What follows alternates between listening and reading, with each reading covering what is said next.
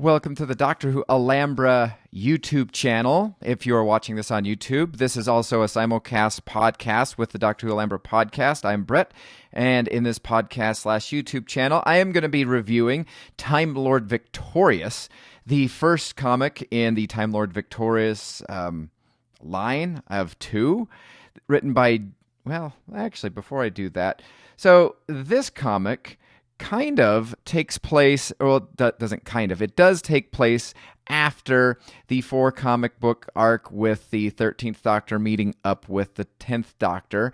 But with that, and for one of these days, maybe I'll do another,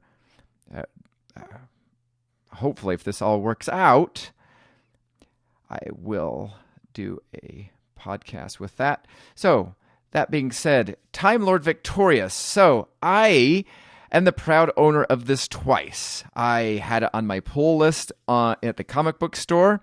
I was going to put it back because I already bought it on this, but I had a discount and I essentially got it for free. So that being said, I will say that this is the main cover with the 10th Doctor in the traditional Gallifreyan garb.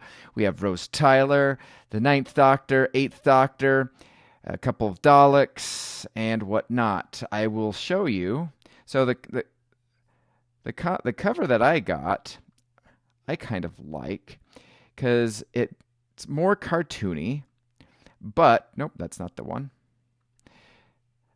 It's more cartoony, but to me, the casing for the Emperor Dalek looks very reminiscent of the way that it looked way back when Doctor Who wasn't run by a madman, but that's besides the point. So, Titan Comics, issue number 1.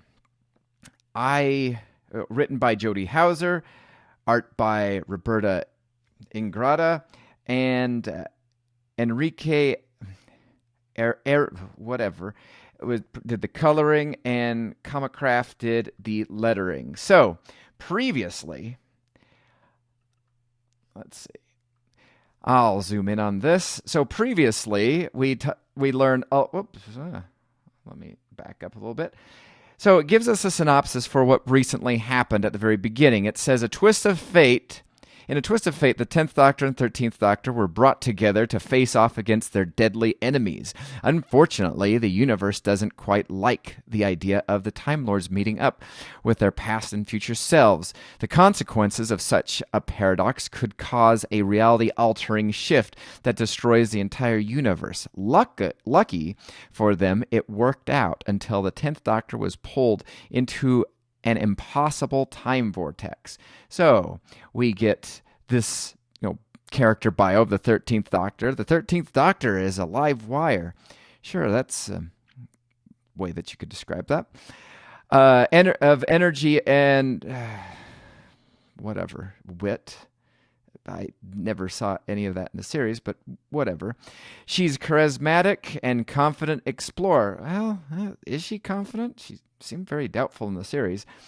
Anyway, 10th Doctor. The 10th Doctor still has his post-Time War guilt beneath a happy-go-lucky guise. This is perfectly described. While often plucky and adventurous, he feels a deep loss for those that he has loved and lost. Never cruel, except for when he is. But don't worry, we'll probably write a story that will fix that, but it won't be done by the 10th Doctor. Anyway, so then we have... come on. Cooperate with me. So we have the Emperor Dalek, which, according to its synopsis, my screen's not wanting to play, but it says, the almighty leader of the Daleks, the Doctor's greatest enemy, the golden battle armor portrays his royal superiority, blah, blah, blah. The strategist, seemingly obsolete, this Dalek is the prime strategist. So it looks like most of the other normal Daleks, but it's battle-ridden and whatnot, and it says that, let's see, not to be deceived by its battle-ridden look. And then the TARDIS, whatever. Who cares? We're just going to get on with this. No, we're not. because right there at the very bottom, before I move on, it says, let's see, there we go. I got it. Special thanks to James Goss. Okay, he's a great writer. I don't know why. Chris Chibnall. And things were going so well for this comic book. I just got through the title page. Almost. Matt Stevens, Matty Thrites, blah, blah, blah, for their invaluable assistance. Last person you want there of having invaluable assistance right now in the Doctor Who universe is Chris Chibnall. So we begin with the 10th Doctor waking up. I don't know what happened previously because I've not finished the 13th and 10th Doctor meetup, but we have some things that he just keeps on saying, what, and then finally he's no, and he grabs the fire extinguisher to put out the TARDIS, and he gets excited to go to this one planet, kind of, sort of, and he opens the door, only to find the Daleks, but not to fear. The Doctor jumps in his time machine, and he travels somewhere else, leaving them behind, opening the door, only to finding, you guessed it, Daleks again. So he jumps in his time machine. He goes to, it looks like Stratford upon Avon right there, and they're sitting there as a doctor. He goes to another planet. Oh, you've got to be freaking kidding me. We have 4 pages of chase, almost 5 pages of chase. To me, the art is not necessarily like breathtakingly amazing. So, and the Daleks,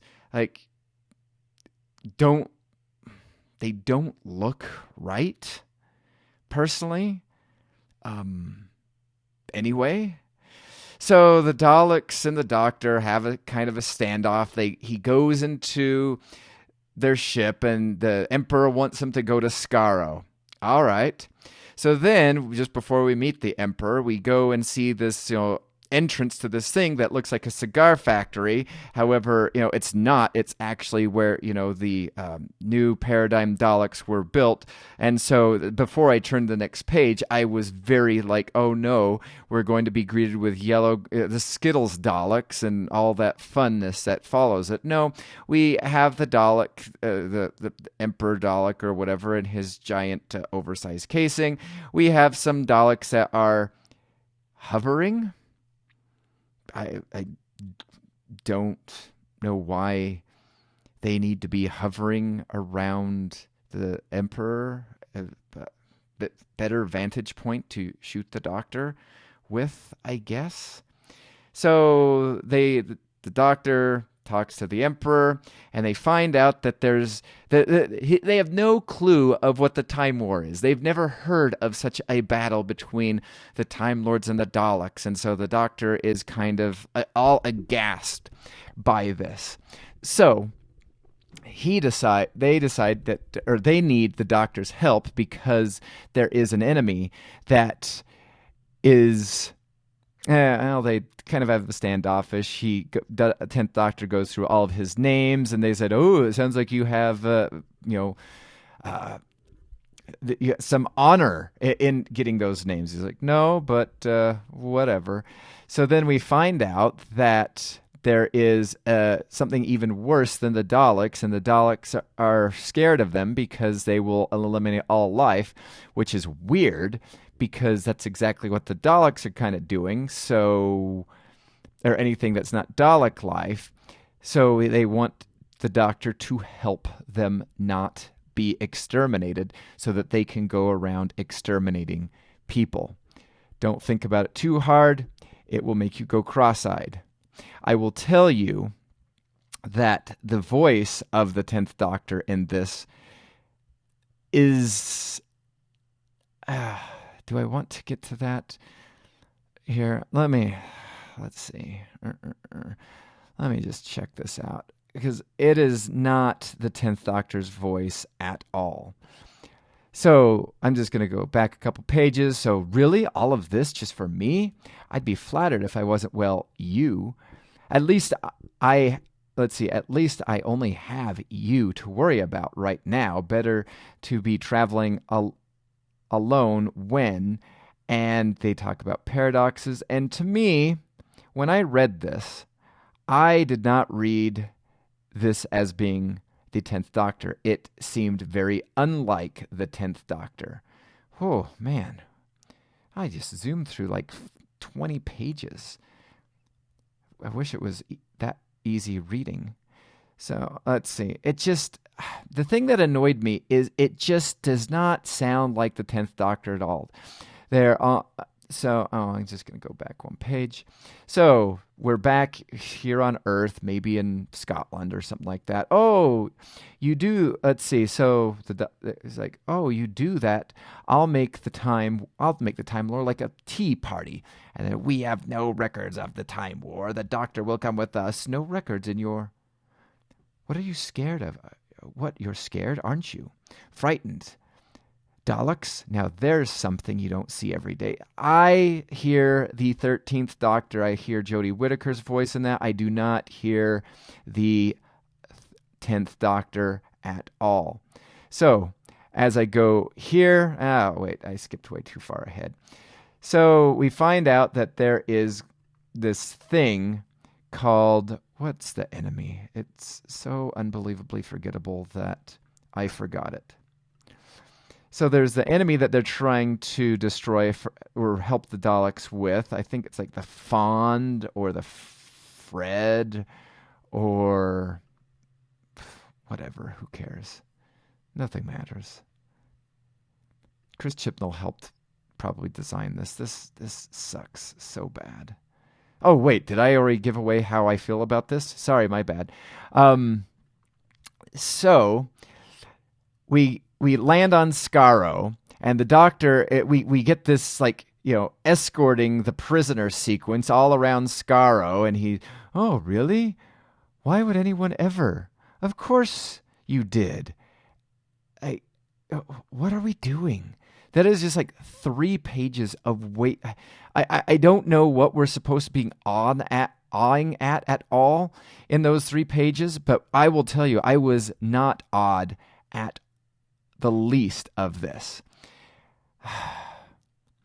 Let's see. I know your people. I know what you're capable of, perhaps even better than you do. So the Doctor's, of course, scolding the Daleks. All doctors do that. And I know the lists and the things that you've shown me. And okay, so the Doctor, just FYI, I've skipped massively ahead. The Doctor is going to help them out because, of course, when he's asked, also at gunpoint, that he will help out. And of course, it intrigues him because the Daleks are actually scared of what's going on and what could possibly destroy them. So they decide. And then you have this scene, which is kind of neat, with it kind of looks with all the orange and the yellow and whatever. It kind of looks almost like Gallifrey. Sadly, it can't be because it no longer exists.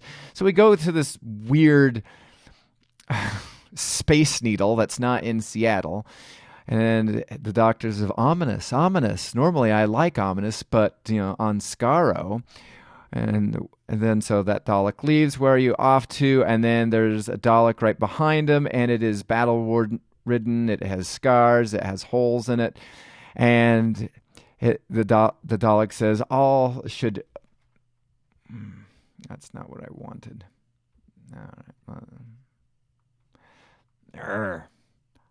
I will get this down. There we go. All should tread cautiously in the vault of obscenities, even the Daleks themselves. A vault of obscenities? Really?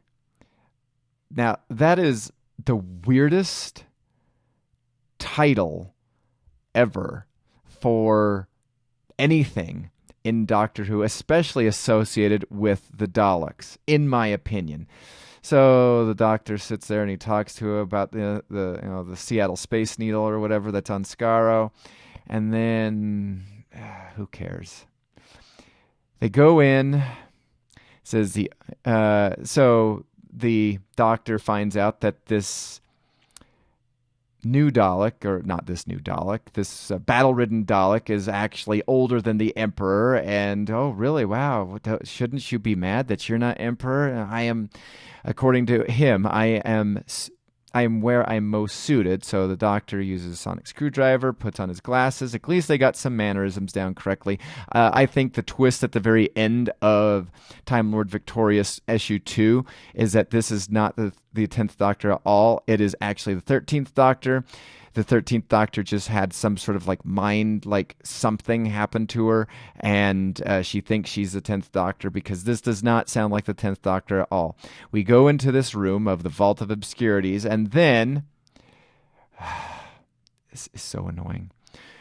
A real Temple of Doom, The vault is not a temple.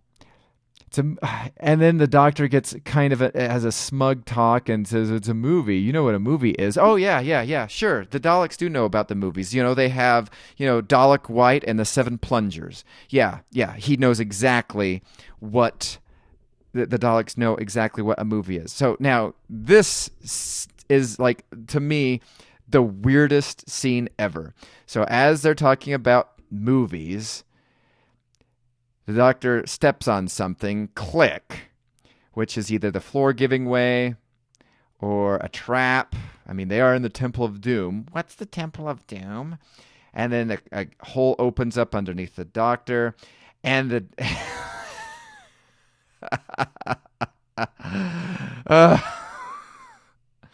the doctor says, "Hold on," grabs the Dalek by both sides, lifts it up, and throws it over on its side.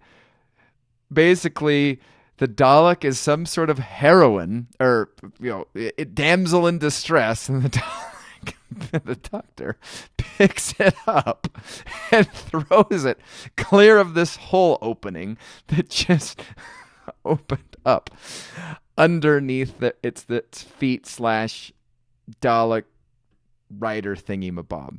Oh, I should also mention that, later, the doctor is like, hey, why don't you upgrade to this whole thing? Because the Daleks can, like, hover now and stuff like that. And so it's like, no, these are, yeah. And the doctor's like, yeah, I realize, prize, blah, blah, blah. Then we have this whole Benny Hill, Temple of Doom in the Vault of Obscenities or whatever, obscurity, whatever. Nothing matters. It doesn't matter. I could call it the Vault of Cuteness. It doesn't matter. We have, here's one Benny Hill. Oh, look, they both jumped over, even though somehow the Dalek doesn't have a thing. So whatever. Oh, look at that. There is a boulder chasing them. What is happening? And then, nothing matters. The Time Lord Victorious doesn't matter. So they get to this door.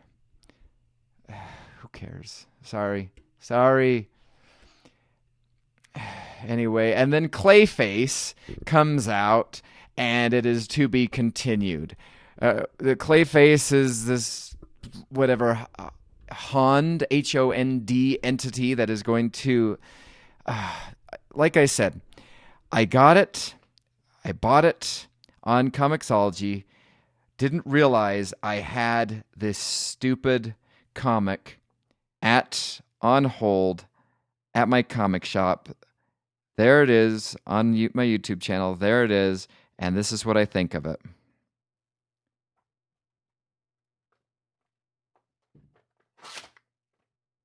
There. That's what I think of it. Ripped it in half. Garbage.